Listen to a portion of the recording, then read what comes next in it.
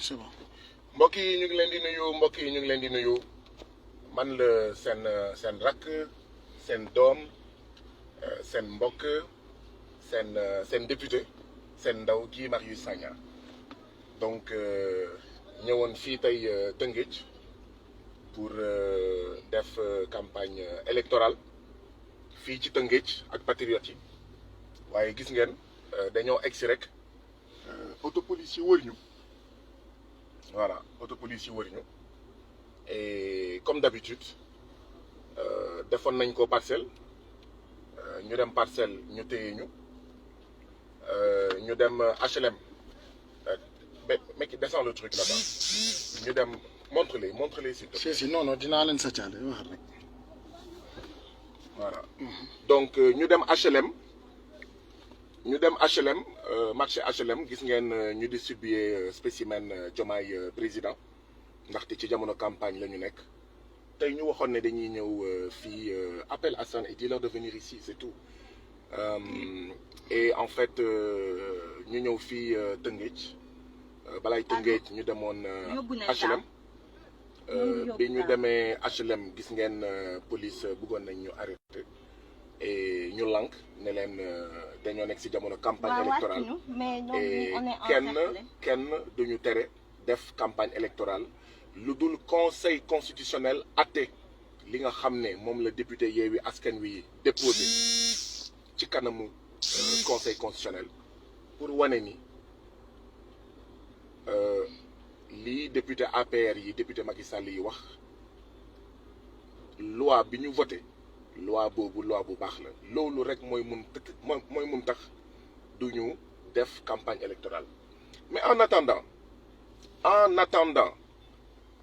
recours bi député Yewwi Askan Wi yi def ci conseil constitutionnel c'est suspensif maanaam dañoo delluwaat ci jamono campagne électorale kenn duñu tere campagne électorale donc lii police su maanaam Tëngéej di def baare suñu ginnaaw oto ak suñu kanam oto gis ngeen oto bii moo jàkkaarloog suñu oto ci ginnaaw mu am beneen oto police.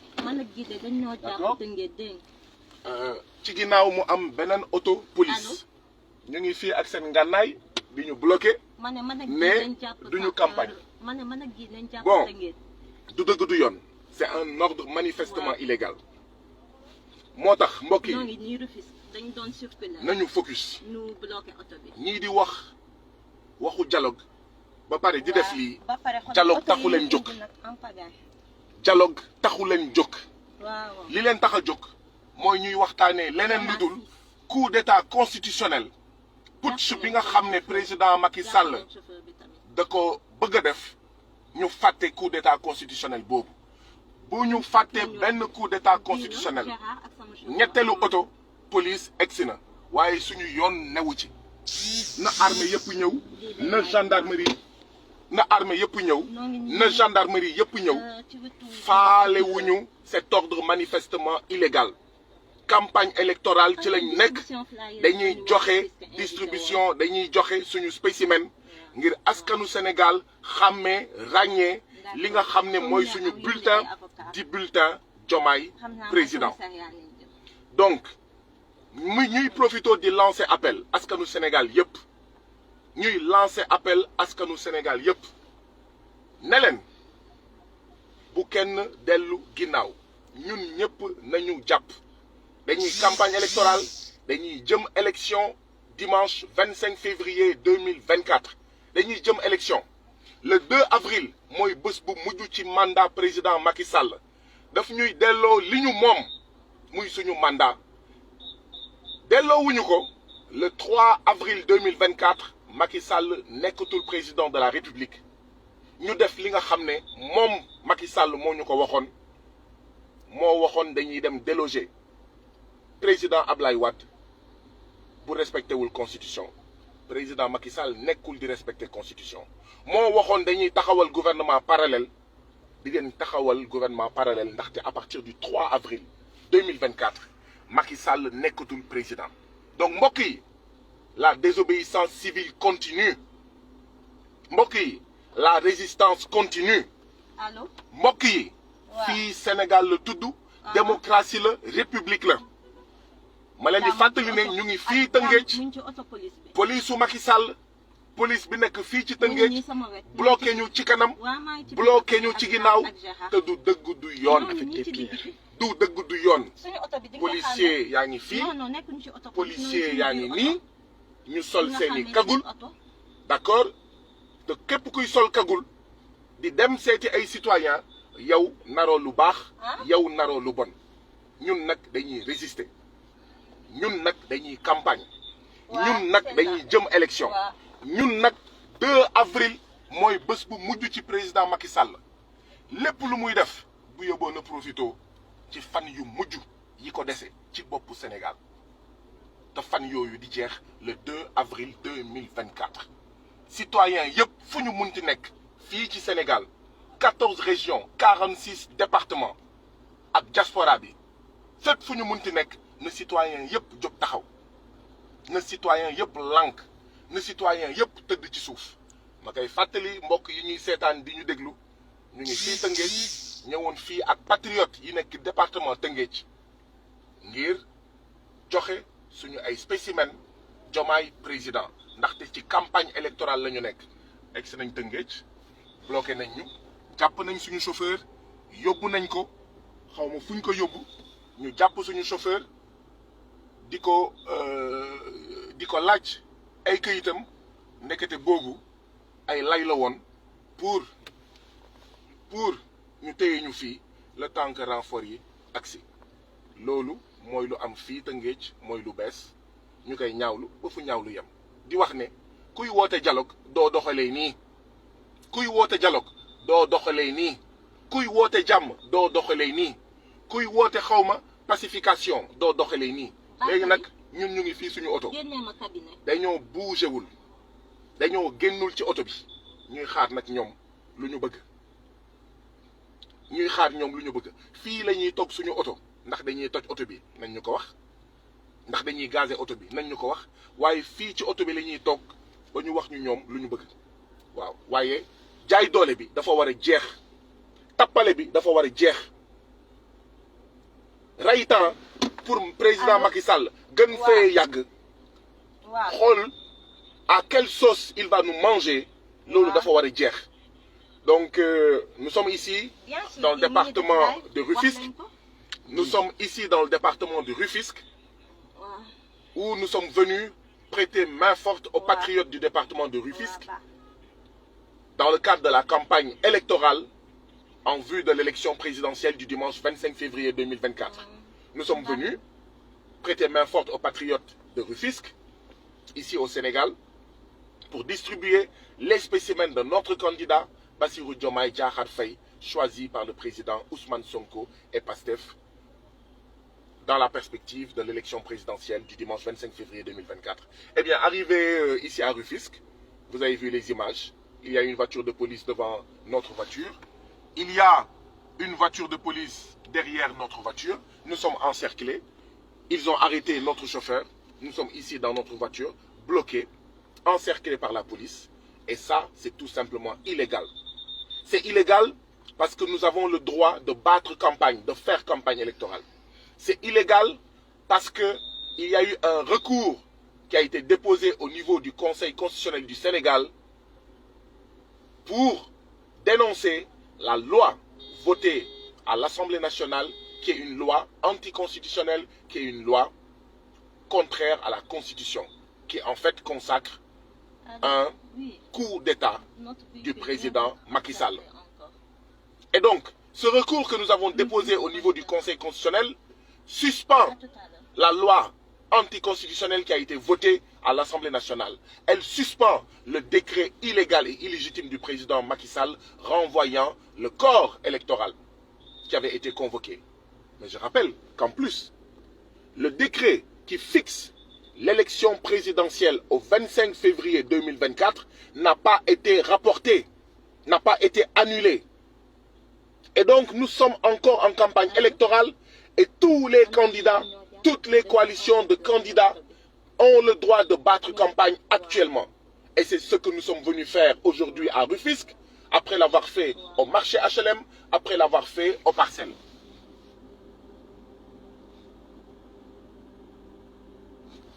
Nous sommes donc encerclés par 4 voitures de police. Il y en avait 2.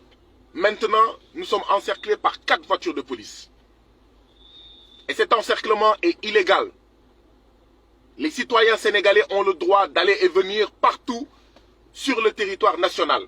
Mais deuxièmement, nous sommes en campagne électorale. Nous avons le droit de parler avec les populations, de les habituer à la couleur de notre spécimen, de notre bulletin de vote. Et c'est ce que nous sommes venus faire ici.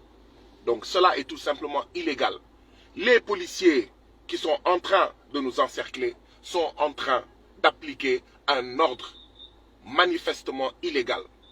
Et cela ne restera pas impuni. C'est pourquoi, encore une fois, je lance un appel à tous les agents des forces de défense et de sécurité.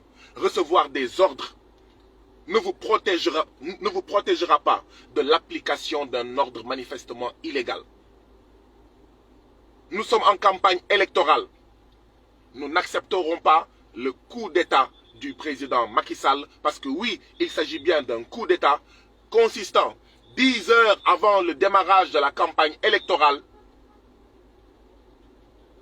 d'annuler l'élection présidentielle du 25 février 2024.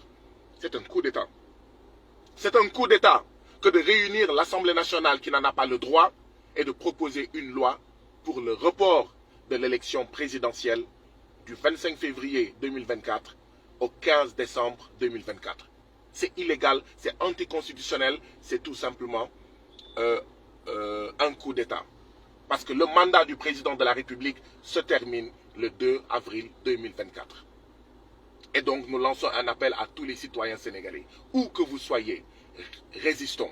Où que nous soyons, résistons. Où que nous soyons, faisons de la désobéissance civile. Parce que ce coup d'État ne devra pas passer. Le Sénégal n'est pas une monarchie.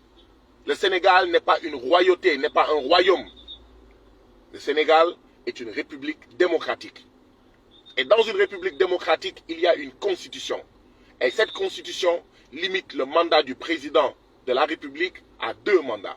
Eh bien, c'est ce mandat-là qui se termine le 2 avril 2024. Et nous disons à nouveau au président Macky Sall, nous lui disons les mêmes mots qu'il avait prononcés à l'époque à l'endroit du président Abdoulaye Wade. Macky Sall, à l'époque, disait au président Abdoulaye Wade, le 2 avril, si vous ne rendez pas le pouvoir, nous vous délogerons du palais.